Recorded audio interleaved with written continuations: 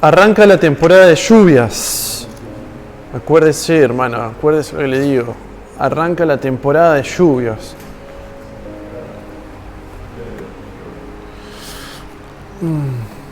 Bueno, siempre es un privilegio poder compartir la palabra.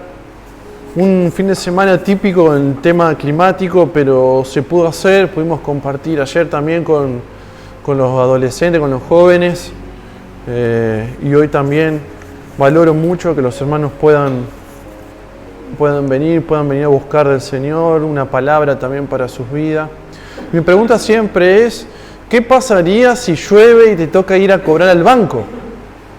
¿Iría o no iría? Y muchas veces cuesta venir a la iglesia, pero y es cuestión de prioridad a veces, ¿no? Pero lo dejamos ahí. Hermanos, Karen, no cierres el PowerPoint porque tengo unas imágenes para pasar. Quiero leerles algo, ¿sí? ¿Me puede prestar atención? ¿Se escucha? Bueno, dice así. Les voy a contar una investigación que hizo un psicólogo, Philip Zimbardo, ¿sí? Y quiero que lo veamos porque tiene que ver con lo que vamos a hablar hoy. Dice, en 1969, Philip Zimbardo realizó un experimento de psicología social. Dejó 2 autos abandonados en 2 zonas distintas de Estados Unidos. Un barrio pobre de Nueva York y un barrio de mucho dinero en California, en Palo Alto. Iguales los autos en diferentes barrios. ¿Sí? Quería ver qué sucedía por una semana con esos autos que quedaban ahí estacionados. ¿Sí? Entonces dice que resultó que el auto abandonado en el barrio pobre de Nueva York comenzó a ser vandalizado a las pocas horas. Le empezaron a robar las cubiertas, los espejos, lo empezaron a desarmar, le robaron el estéreo, lo empezaron a vandalizar a tal punto que en pocas horas el auto quedó pelado. Pero no pasó lo mismo, ¿sí? No pasó lo mismo con el auto que quedó en este barrio de gente más adinerada. El auto permaneció la semana esa impecable. Poquito de tierra o más o menos, pero quedó, ¿sí? Impecable. Esto llevaba a una hipótesis, al prejuicio de ¿cuál es el prejuicio? Que en barrios, que la delincuencia es producto de barrios pobres, ¿no? Pero él no quería llegar a ese punto, sino quería llegar a otro punto. Entonces lo que hace a la semana, le pegan como un piedrazo, un parabrisas, lo dejan un poquito roto al auto en este barrio de mucho dinero, y sucedió exactamente lo mismo que lo que pasó al auto que estaba en el barrio más pobre. ¿Sí? Empezó a ser vandalizado a las pocas horas, hasta tal punto que no recuerdo bien, pero me parece que hasta lo incendiaron al auto. Imagínate, todo empezó por una piedra que le hicieron reventar el parabrisas. Entonces, a partir de ahí se desarrolla lo que es la teoría de las ventanas rotas. ¿Qué dice? Que el delito es mayor, ¿sí?, en las zonas donde existe el descuido, la suciedad, el desorden y el maltrato. ¿Sí? Una pequeña piedra, una pequeña perforación a un vidrio hizo que todo un auto se perdiera. Una pequeña cosa. Entonces el título le puse hoy Ventana Rota. La idea es que podamos seguir viendo lo que vimos la semana pasada. Necesitamos vivir vidas cristianas, vidas como seguidores de Jesús, seguir a Jesús, imitando también su autoridad. Por lo tanto, tener una vida de autoridad mediante la fe. Vamos a Ezequiel capítulo 22. Este fue el último versículo que leí el domingo pasado y el Espíritu me lleva nuevamente mediante un devocional mientras estaba esperando en el consultorio esta semana a este pasaje y me confronta ahí y te quiero compartir esto que me dio el Señor. Dice Ezequiel 22:30, dice, y busqué entre ellos hombre que hiciese vallado y que se pusiese en la brecha delante de mí a favor de la tierra para que yo no la destruyese, y no la hallé. ¿Sí? Lo repito de nuevo, si lo está buscando o está en la pantalla. Ahí está. Dice, y busqué entre ellos hombre que hiciese vallado, que se pusiese en la brecha delante de mí a favor de la tierra, para que yo no la destruyese, y no lo hallé. El pasaje relata, hermanos, a Dios en la acción de buscar a alguien que pueda tener un corazón para generar cambios en torno a un pueblo, a una sociedad, a vidas que necesitaban arrepentimiento, restauración y una vuelta al camino del Señor. Y vemos que el profeta decía que Dios estaba buscando y dice que no se halló. No se halló. El Señor en primer lugar buscaba persona que hiciese vallado. Y en segundo lugar buscaba también a alguien que se ponga en la brecha delante de Él. Lo que está buscando el Señor es una persona con iniciativa, con actitud, que se pare como veía la gente a Jesús, como quien tiene autoridad para enseñar, como quien tiene autoridad para obrar. Cuando Ezequiel deja este mensaje al pueblo es porque había una búsqueda divina de un intercesor, de un mediador entre los sacerdotes, profetas y príncipes del pueblo de Judá. Es un llamado de atención que está haciendo el profeta Ezequiel, porque los líderes del pueblo de Judá estaban extraviados. Vamos a ver que tanto las autoridades religiosas, las autoridades gubernamentales estaban extraviados, y ya el pueblo de Israel 150 años atrás había sido ya invadido, Asiria lo había llevado a la cautividad, estaba destruido y estaba quedando lo último del pueblo, que era Judá. Y los líderes estaban permitiendo alejarse de la dirección, de la guía divina. Y vemos, versículo 26 del capítulo 22, dice, sus sacerdotes violaron mi ley y contaminaron mis santuarios. Entre lo santo y lo profano no hicieron diferencia, ni distinguieron, dice, entre inmundo y limpio. Y de mis días de reposo apartaron sus ojos. Y yo he sido profanado en medio de ellos. El peor concepto que podemos hacerle a Dios, que Dios puede decir que hemos profanado su nombre, que hemos contaminado su nombre, ya sea por idolatría, permitir pequeñas idolatrías,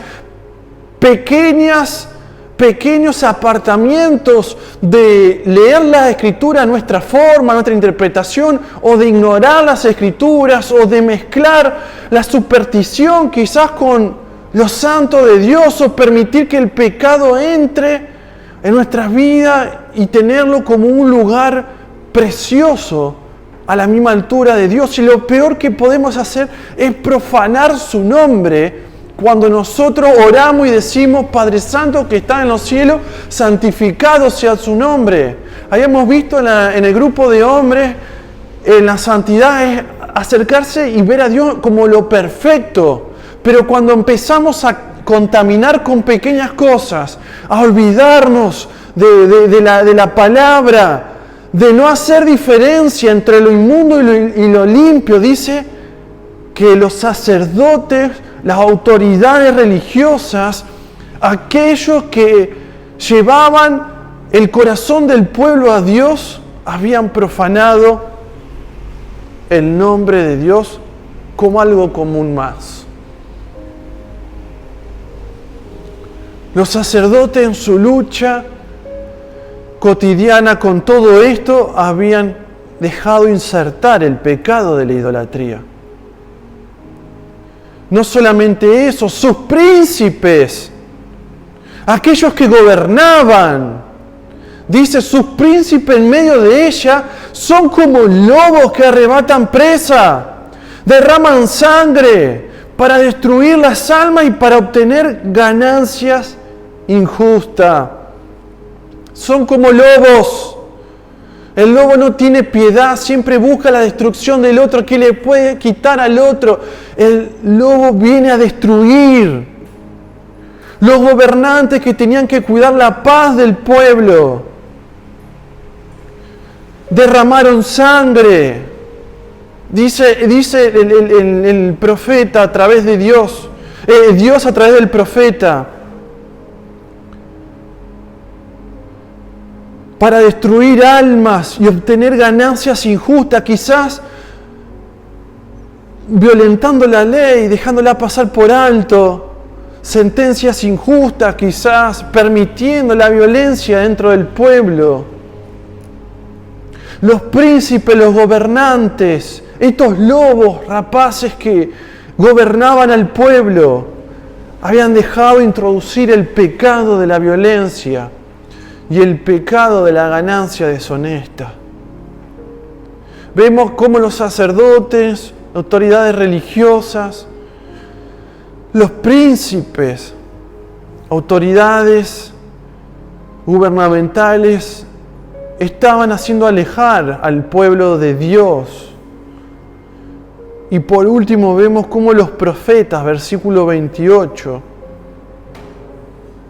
dice, sus profetas recubrían con lodo suelto, profetizándoles vanidad y adivinándoles mentira, diciendo, así ha dicho Jehová el Señor, y Jehová no había hablado. Los profetas hablando vanidad, hablando cosas para no confrontar el pecado de las autoridades, sino hablando cosas para hacer sentir bien a la gente. Hablaron vanidad, profetizaron mentiras, dejaron entrar en sus corazones y en el pueblo el pecado de mentira. Y todo eso vemos como un pueblo estaba marchando lentamente al descuido, a la suciedad, a la falta de orden.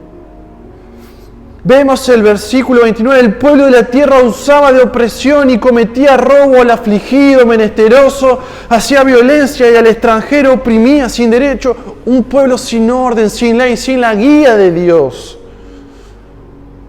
Es por eso que dice Dios, y busqué entre ellos hombres que hiciese vallado y que se pusiese en la brecha delante de mí a favor de la tierra, para que yo no la destruyese, dice, y no la hallé. Todos estos hombres eran personas que tenían autoridad en el pueblo y que habían dejado entrar, por lo tanto, el pecado de manera diferente en ciertas áreas de la vida del pueblo. Habían diluido la calidad de vida espiritual del pueblo, de las familias, de las personas que incluso buscaban de Dios, permitiéndole y dejando llevar por engaños del pecado. El pueblo era un pueblo con una brecha espiritual. ¿Y qué es la brecha? ¿Qué es la brecha? Está el Power. Tengo una imagen para que vean qué es la brecha.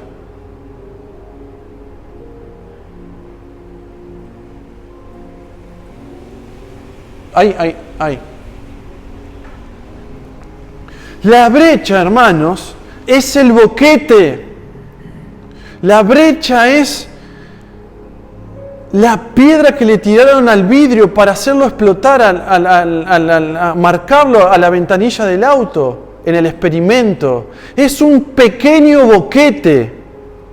Es la perforación de un muro o vallado, ¿sí?, que cubría, que protegía una viña, una ciudad, en aquel tiempo una plaza o un castillo.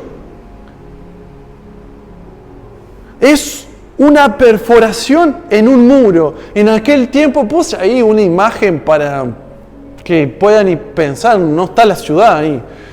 Pero el muro era la defensa de un pueblo, de un castillo. Incluso para cuidar una viña se hacían defensas de espinillos para que no puedan entrar y romper la viña o saquear la viña.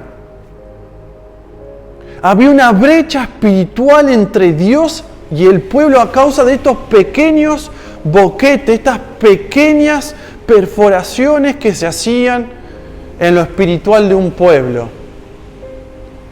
Karen, la otra. Una imagen de cuando vos buscás, te das cuenta ahí que es un muro, de que allá está perforado, ¿sí?, está explotado, y cómo están luchando para que no entre el enemigo. Es una imagen ahí que aparece en internet y puede haber un montón más. En un muro de piedra, cuando atacaba al enemigo, asediaba a un enemigo, tiraba piedras para más o menos hacer boquetes de 12 metros para poder entrar con las personas y con todos los armamentos del momento y poder invadir y asolar, destruir, saquear y generar esta, como vimos en el experimento, esta teoría de la ventana rota.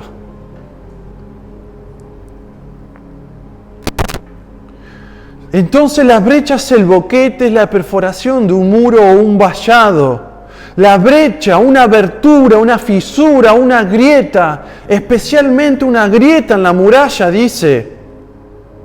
En la Escritura aparece 25 veces aproximadamente la idea esta.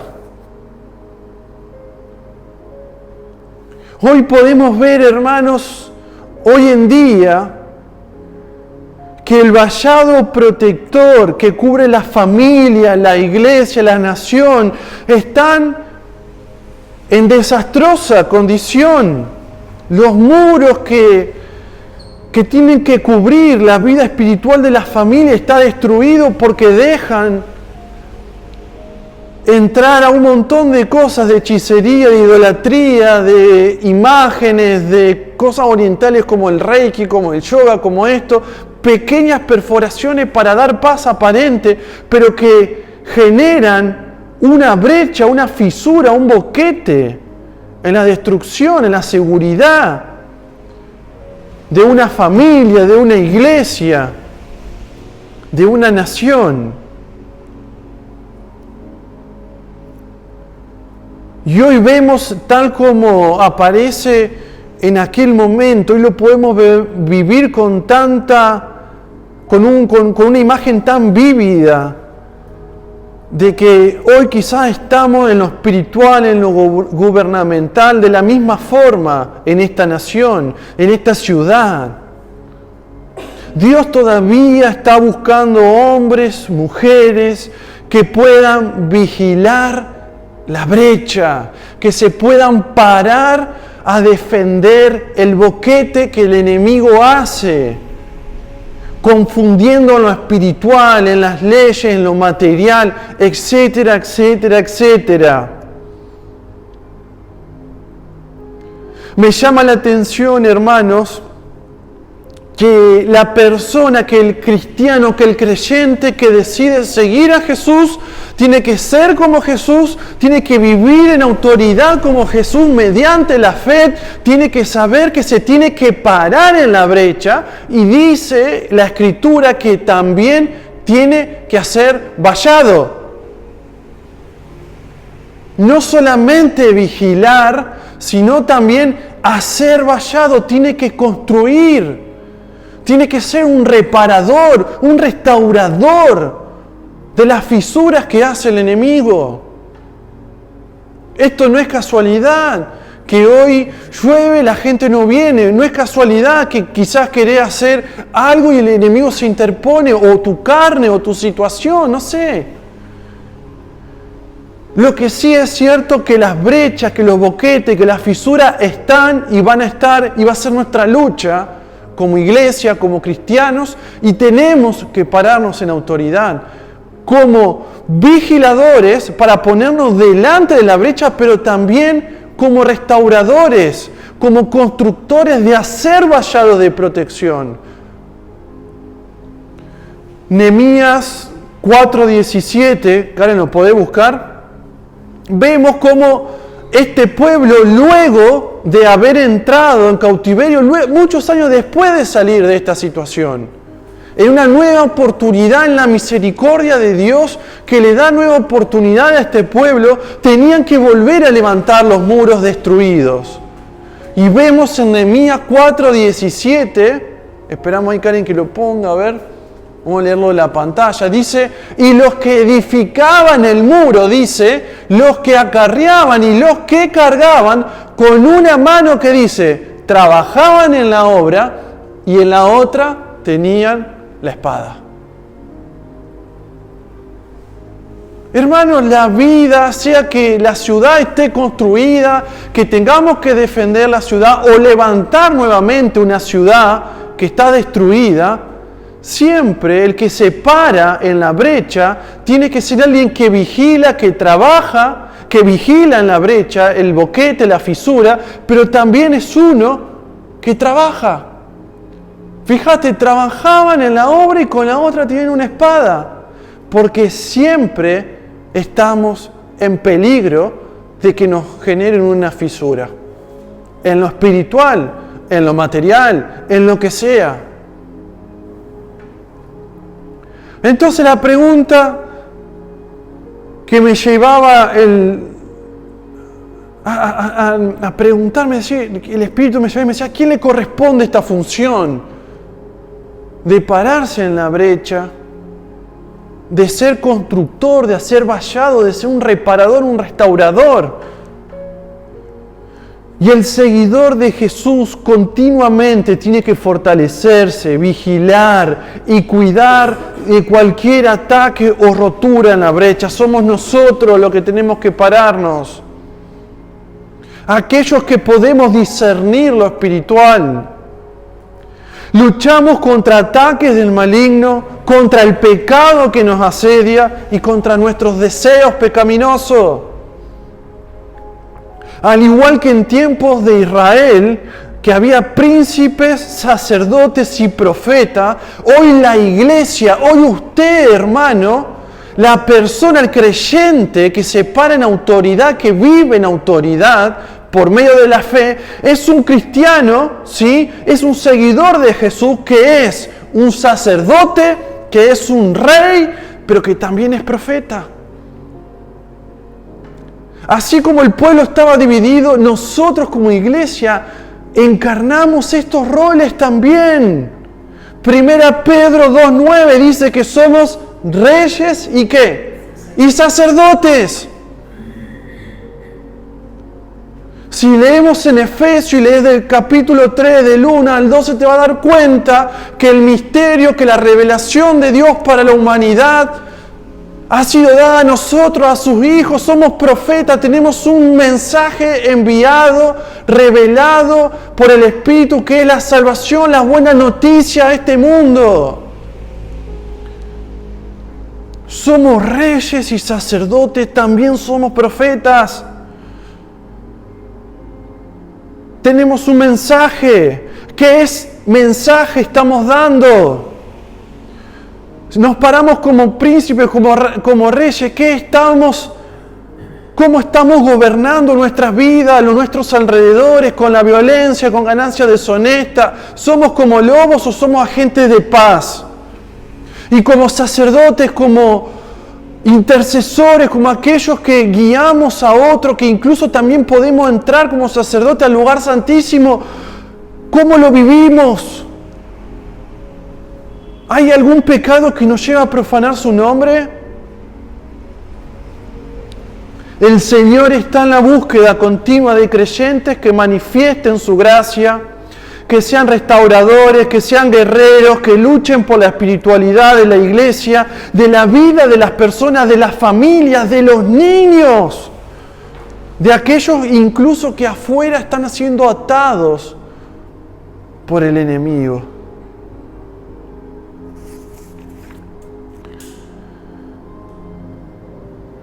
Hay un ejemplo que me asombra, que está medio semi-escondido, medio escondido en la Escritura, de un verdadero.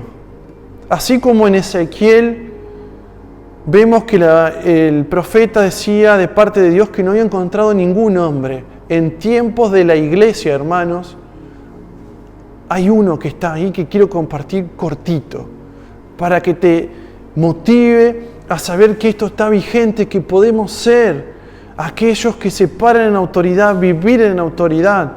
No son los apóstoles, no es el apóstol Pablo, es otra persona que aparece. Vamos a Colosenses, capítulo 3, versículo 12. Alguien que se paraba en la brecha, que hacía vallado, que vigilaba, que estaba atento.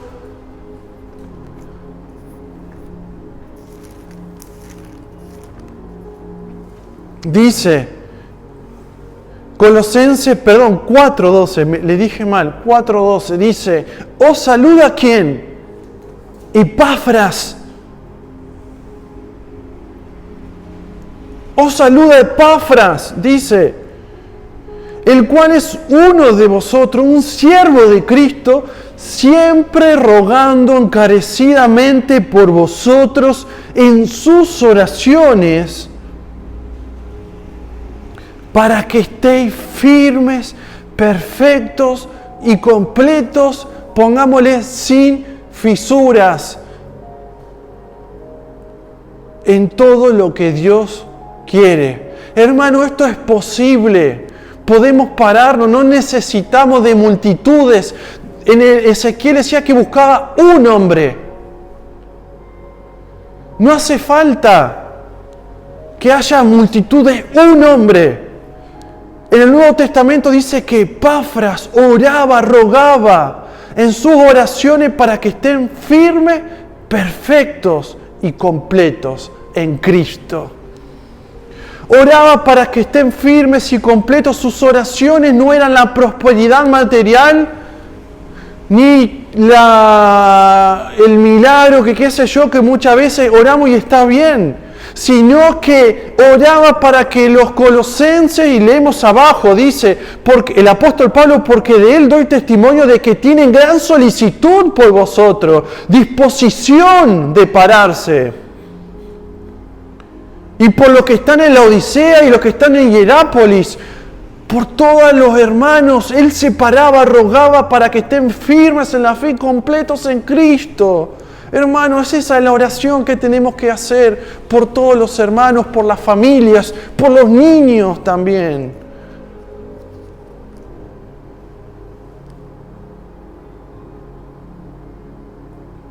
Y vemos que estaba atento y dispuesto a interceder, a orar, a pedir, a luchar en lo espiritual y a insistir por los hermanos de allí. Pero también, no solamente Epafras era alguien que se paraba ahí y oraba, intercedía y rogaba, sino que también construía muros, luchabas por aquellos como quien tiene autoridad, incluso por los que estaban en superioridad a él. Muchas veces creemos que si nos paramos en autoridad es para ver y pararnos por los que están allí abajo, pero Epafras incluso se paraba por los que estaban por sobre él. Y vamos a Filemón 1:12.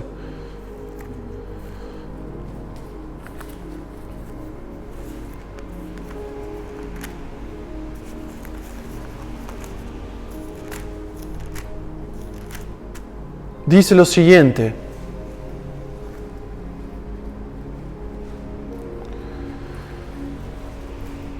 el cual, perdón, dije mal, versículo 23, 1:23 dice, te saludan, ¿qué dice? Epafras. ¿Mi compañero de qué? De prisiones. Por Cristo Jesús. Ejemplo total de que no hay que esperar que el pastor sea el que se ponga en la brecha, que construya muros, o que tal o tal lo haga, lo podés hacer vos, tenés que vivirlo vos, y sos seguidor de Jesús. Tanto por sus hermanos como por sus superiores. Él era alguien que se ponía y vigilaba de que el diablo no haga fisura y acompañaba a Pablo en las prisiones. Cuando quizás nadie quería acompañar a Pablo en las prisiones, Epafra estaba ahí para construir, para ministrar y para impartir vida. Y quiero regalarte este versículo para terminar. Isaías 58, 12.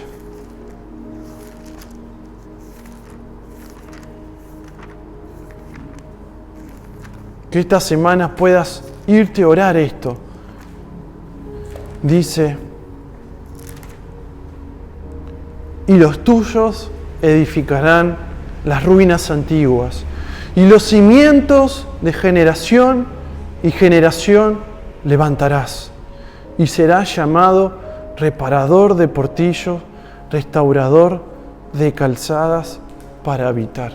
Hermano, estamos para levantar, para construir, estamos para ponernos en las fisuras cuando aparezcan. La salud espiritual de la iglesia, la salud de la vida de las personas, depende de que por lo menos habrá uno que decida esta semana vivir en autoridad. Yo creo que sí, que hay muchos, y que muchos se van a levantar de acá, y que esto va a ser un antes y un después en nuestra vida. Sentate ahí, cerrá tus ojos, decile al Señor en tu corazón: parate vos en autoridad, no esperes mi oración, parate vos, porque este es el propósito. Decile en tu corazón al Señor: Señor, yo quiero ponerme delante de la brecha esta semana. En esas fisuras quiero vigilar, quiero cuidar la salud espiritual de mi familia, de la nación, interceder por las autoridades, por la iglesia. Quiero ser ese que se para ahí. Quiero ser, Señor, también ese que construye, que hace vallado, aquel que se prepara, que construye, que con una mano está con la espada y con la otra está construyendo, poniendo ladrillo sobre ladrillo. Señor, tú eres mi pastor, tú eres el que sacia mi vida, tú eres el que le da vigor a nuestros huesos, a nuestra alma, a nuestro espíritu, a nuestra carne. Hoy la sometemos para que tu espíritu pueda tener el control, nos pueda dar la fortaleza para tomar las armas espirituales de Efesios 6, para fortalecernos en ti, en el poder de tu fuerza, para velar, para ser sobrios y para luchar y para resistir, para que ese león rugiente, para que ese lobo rapaz, para que esas confusiones que muchas veces vienen no aparezcan, sino que se vayan. Señor, hoy decido vivir en el poder de tu Espíritu, en tu paz, en tu bendición, en tu gracia. Hoy quiero ser ese embajador, ese representante, ese ministro de Dios. Hoy quiero vivir, Señor, en autoridad mediante la fe. Decile eso al Señor en tu corazón.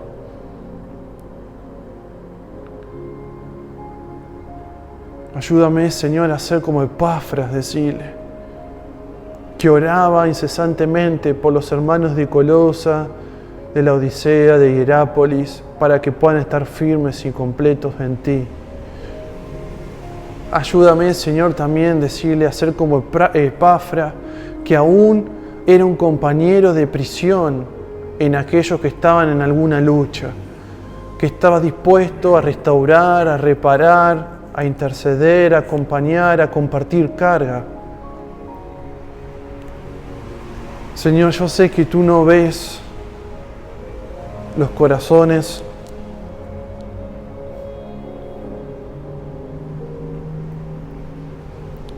de aquellos que miran y ven multitudes, que desean poder, orgullo. Tú ves esos corazones que se humillan delante de ti. Señor, hoy decidimos ponernos en humildad para que tú nos puedas exaltar. Bajo tu poderosa mano queremos estar, Señor. Gracias te doy por este tiempo de palabra. Haz tu obra en esta iglesia. Vivifica todo lo que hay en nosotros. Gracias, Señor, por este tiempo. Y en tu nombre oramos, en el poderoso nombre de Jesús, aquel que resucitó entre los muertos. Amén.